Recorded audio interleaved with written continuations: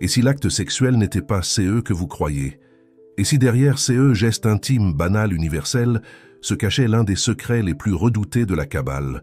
On vous a appris à voir la sexualité comme un plaisir, une pulsion, parfois comme un péché, mais jamais comme une clé, jamais comme une porte qui, si elle est franchie consciemment, ouvre sur des mondes invisibles, car la transmutation sexuelle n'est pas une invention moderne, ni une théorie marginale. C'est une vérité ancienne, murmurée à travers les siècles, gravée en symboles dans les textes mystiques, puis soigneusement cachée par ceux qui voulaient garder CE pouvoir pour eux. Derrière le voile des mots, les sages de la Kabbale disaient une chose simple mais terrifiante. L'énergie sexuelle est la substance la plus précieuse que l'homme possède, et celui qui sait la transformer devient littéralement autre chose. Imaginez un instant, et si chaque désir, chaque pulsion, chaque élan de votre corps n'était pas une faiblesse, mais une étincelle brute d'énergie divine. Une flamme, qu'on vous a toujours dit d'éteindre ou de gaspiller, alors qu'elle pouvait illuminer tout votre être. C'est cela la transmutation. Changer le plomb de la pulsion en or de la conscience. Transformer l'instinct en lumière. C'est eux que les anciens alchimistes appelaient le grand œuvre. Et c'est eux que la Kabbale, derrière ce symbole complexe, protégeait comme un trésor interdit. Pourquoi interdit? Parce qu'un être humain qui découvre ces secrets n'est plus contrôlable. Il n'est plus esclave de ses désirs, ni victime de sa culpabilité. Il devient créateur de sa propre réalité. Voilà pourquoi la transmutation sexuelle a toujours été cachée. On vous a montré la surface, mais jamais la profondeur.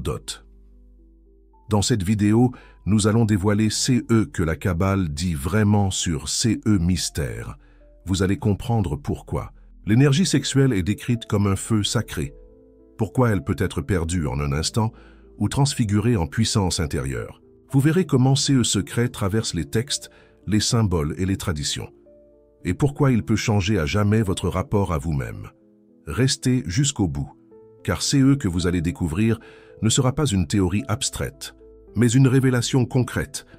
L'énergie que vous portez en vous est la clé d'une transformation que personne n'ose avouer. Abonnez-vous dès maintenant pour ne pas manquer les prochaines révélations interdites de la Kabbale et des traditions mystiques. Depuis la nuit des temps, l'humanité cherche à comprendre la véritable nature de son énergie vitale. Les sages de toutes les traditions ont perçu que la sexualité n'était pas seulement une force de reproduction, mais un feu sacré, une lumière condensée qui pouvait, si elle était maîtrisée, transformer l'homme en quelque chose de plus grand. Parmi ces traditions, la Kabbale se distingue par la profondeur de son langage symbolique et la manière dont elle cache SES secret derrière des lettres, des nombres et des images codées. Au cœur de ce savoir se trouve une vérité redoutable. La transmutation sexuelle. La transmutation, c'est l'art de transformer. Dans l'alchimie, on parlait de changer le plomb en or. Mais les initiés savaient que CE langage n'était qu'un voile. Le véritable plomb, c'est l'instinct, brut, le désir aveugle, la pulsion qui cherche à s'échapper sans conscience. L'or, c'est la lumière spirituelle, la conscience éveillée, l'être humain transfiguré. Entre les deux, il n'y a pas une impossibilité, mais une discipline. La Kabbale, par SES symbole, indiquait déjà CE chemin. Dans la tradition kabbalistique, chaque goutte de semence est décrite comme contenant une étincelle de la lumière divine, un fragment du souffle créateur. Perdre cette étincelle, c'est disperser la lumière, l'abandonner aux mondes inférieurs. Mais la retenir, l'élever, c'est permettre à cette lumière de remonter à sa source. C'est là le sens caché de l'arbre de vie. Un axe où l'énergie, au lieu de descendre vers la matière, s'élève vers le divin. La transmutation sexuelle consiste précisément à inverser CE flux. Les mystiques affirmaient que cette pratique était l'alliance que l'homme devait garder. CE n'était pas une règle morale inventée pour contrôler les corps, mais une science sacrée de l'énergie.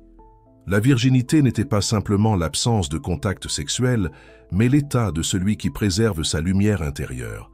Et l'éjaculation n'était pas seulement un acte physique, mais une dispersion d'étincelles. Derrière ces images, la Kabbale chuchotait la vérité. Ce que vous faites de votre énergie sexuelle décide de votre destinée spirituelle. Cette idée n'était pas propre au judaïsme mystique. En Inde, les textes tantriques parlaient du bindu, cette goutte subtile, siège de la force vitale. Perdre le bindu, c'était perdre la vie. Le yogi apprenait donc à faire remonter cette énergie le long de la colonne vertébrale, éveillant la Kundalini, serpent endormi à la base du corps. Là encore, l'image est la même. Transformer l'instinct de reproduction en lumière, de conscience. La transmutation sexuelle apparaît ainsi comme une vérité universelle, exprimée différemment selon les cultures, mais pointant toujours vers le même secret d'Hoth. En Occident, les alchimistes ont repris langage. Quand ils parlaient du mercure, du soufre et du sel, ils ne désignaient pas seulement des substances matérielles, mais des forces en l'homme. Le mercure, fluide et insaisissable, représentait l'énergie sexuelle. Le soufre, ardent, symbolisait le désir brûlant. Le sel, solide, évoquait la structure, le corps. L'œuvre alchimique consistait à unir ces éléments de manière nouvelle, à transformer le chaos de la passion en or spirituel. Ainsi, derrière les fourneaux et les creusets, les alchimistes parlaient en réalité de la transmutation intérieure. Mais pourquoi ces vérités ont-elles été cachées? Parce qu'elles donnent à l'homme une liberté absolue. Celui qui sait transformer son énergie sexuelle n'a plus besoin d'intermédiaire. Il ne se laisse plus dominer par ce désir, ni culpabiliser par des règles extérieures. Il devient maître de lui-même. Et un homme libre est une menace pour tout système de pouvoir. Voilà pourquoi les religions ont transformé ces pratiques en interdits. Pourquoi elles ont réduit la sexualité à la honte et au péché.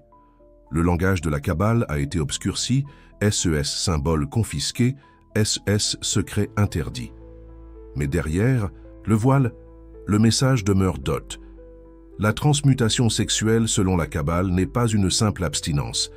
Elle n'est pas une répression, mais une transformation. Réprimer, c'est fermer la porte et laisser l'énergie stagner, qui mène tôt ou tard à la frustration et à la chute. Transmuter, au contraire, c'est ouvrir une autre porte, plus haute. C'est canaliser la même énergie, mais vers le cerveau, vers le cœur, vers l'esprit. L'acte sexuel n'est pas nié, il est sublimé. Le plaisir n'est pas interdit, il est transformé en extase mystique. Voilà pourquoi les mystiques parlaient d'orgasme de l'âme.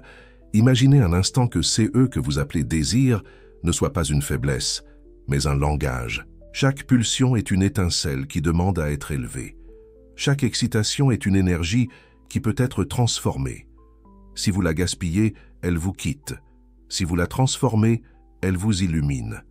C'est cette vérité que les kabbalistes ont dissimulée sous des couches de symboles. Les lettres hébraïques, les nombres, les figures géométriques. Mais derrière ces voiles, un seul secret. La semence est lumière. Cette lumière est capable de créer un enfant, une vie entière. Mais si elle n'est pas utilisée pour cela, elle peut être redirigée pour créer une autre vie, la vôtre, mais transfigurée. Voilà pourquoi certains textes affirment que celui qui maîtrise sa semence devient semblable à un dieu. Non pas parce qu'il se prive, mais parce qu'il devient créateur de lui-même.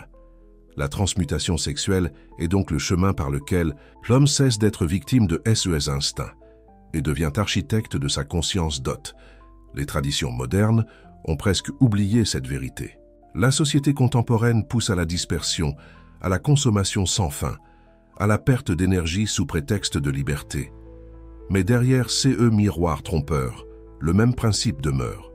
L'homme qui disperse son énergie s'affaiblit, celui qui la transforme s'élève. C'est pourquoi savoir reste d'une actualité brûlante. La Kabbale l'avait vu, les alchimistes l'avaient confirmé, les tantriques l'avaient pratiqué. Tous disaient la même chose. L'énergie sexuelle est le feu caché, et celui qui sait le transmuter détient la clé du mystère de l'existence. En comprenant cela, vous commencez à entrevoir pourquoi la transmutation sexuelle est au centre de tant de traditions occultes. Ce n'est pas une curiosité marginale, mais le cœur battant de l'évolution intérieure. Derrière les tabous, derrière les interdits, se trouve cette vérité simple et redoutable. L'énergie sexuelle est la matière première de l'âme. La Kabbale l'enseigne à travers ces symboles. L'alchimie la cache derrière ces métaphores. Le tantrisme la pratique ouvertement. Et aujourd'hui, savoir revient à la lumière, malgré les siècles d'oubli. Vous commencez seulement à toucher du doigt CE mystère. Mais CE n'est que le début, car la véritable question n'est pas « qu'est-ce que la transmutation sexuelle ?» La véritable question est « qu'allez-vous faire de CE feu sacré que vous portez en vous ?» Mais demandez-vous une chose, si la transmutation sexuelle n'était qu'un mythe, pourquoi toutes les grandes traditions auraient-elles pris la peine de la cacher derrière des symboles, des paraboles, des interdits? Pourquoi transformer cette vérité en tabou si elle n'était pas dangereuse, non pas pour l'homme, mais pour ceux qui voulaient le contrôler? La réponse est claire. Un être humain qui sait transmuter son énergie sexuelle devient libre. Libre de SS pulsions, libre de sa culpabilité, libre des chaînes invisibles qu'on lui a toujours imposées. Un tel homme n'a plus besoin de prêtre, ni de dogme, ni de maître pour lui dicter sa conduite. Il porte en lui sa propre lumière, et cela, les institutions, qu'elles soient religieuses ou politiques, ne pouvaient pas le tolérer. C'est pour cela que l'on a recouvert la sexualité d'un voile de honte. On a parlé de péché, on a inventé des règles rigides, on a diabolisé le plaisir. Derrière ce discours, une seule intention, détourner l'homme de sa puissance intérieure. On a remplacé la science de l'énergie par la morale, la connaissance par la peur. Au lieu d'apprendre à transformer son feu, l'homme a appris à l'éteindre ou à le gaspiller. Et ainsi, génération après génération, le plus grand trésor de l'humanité a été dispersé. Mais les fragments de vérité ont survécu. Dans la Kabbale, on retrouve l'idée de l'étincelle à préserver. Dans l'alchimie, le langage du grand œuvre. Dans le tantrisme, la pratique de l'élévation de l'énergie. Toujours le même message, toujours la même clé, cachée, sous des formes différentes. Et toujours ce même silence imposé au grand public d'hôtes. La question n'est donc pas de savoir pourquoi cela a été caché, mais pourquoi aujourd'hui cela réapparaît. Pourquoi en CE moment précis de l'histoire, CE secret refait surface. Est-ce un hasard? Ou bien est-ce parce que l'humanité est prête à se souvenir de CE qu'elle a oublié? La transmutation sexuelle n'est pas une théorie morte. Elle est un appel. Un appel à ceux qui sentent confusément que leur énergie vaut plus que CE qu'on leur a dit. Un appel à ceux qui pressentent qu'ils ne sont pas venus au monde pour gaspiller leur lumière, mais pour l'élever. Et cet appel, il résonne en vous maintenant d'hôtes. Alors, qu'allez-vous faire? Resterez-vous prisonnier des anciens mensonges? Ou choisirez-vous d'ouvrir la porte interdite? Ce que la Kabbale a caché pendant des siècles, vous pouvez le redécouvrir aujourd'hui. Mais la décision vous appartient, abonné vous, pour ne pas manquer les prochaines révélations interdites, car CE que vous venez d'entendre n'est que le début. Le véritable voyage commence maintenant.